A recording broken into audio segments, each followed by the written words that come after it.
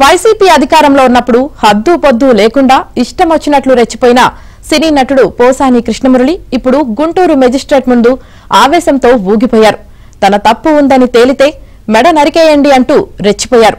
2 రోజుల్లో బెయిల్ రాకపోతే ఆత్మహత్య చేసుకుని చస్తానంటూ మెజిస్ట్రేట్ సమక్షంలోనే బెదిరింపులకు దిగారు.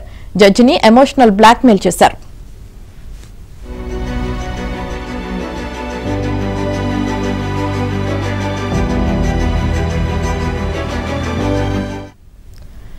గత ప్రభుత్వంలో చంద్రబాబుపై అనుచిత వ్యాఖ్యలు చేసిన సినీ నటుడు పోసానిని కర్నూలు జిల్లా జైలు నుంచి సిఐడి పోలీసులు పీటీ వారెంట్పై గుంటూరుకు తీసుకువచ్చారు.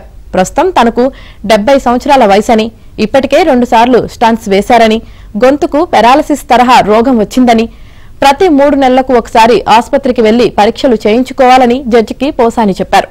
ఈ వయసులో ఈ విధంగా వేధించడం దారుణమన్నారు.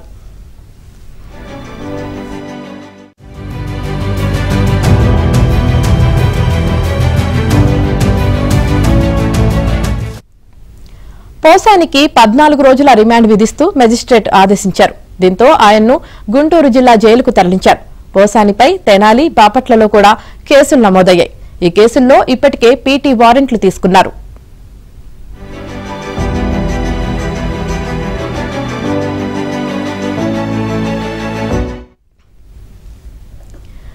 చంద్రబాబు అమిత్ షా కాళ్లు పట్టుకున్నట్లుగా ఓ మార్ఫింగ్ ఫోటోను సృష్టించి హైదరాబాద్లో మీడియా సమావేశంలో పోసాని చూపారు.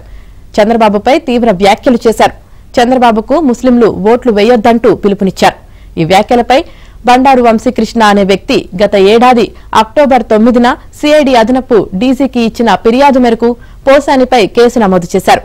ఈ కేసులో పీటీ వారెంట్పై బుధవారం ఆయన్ను గుంటూరు కోర్టులో హాజరుపరిచారు.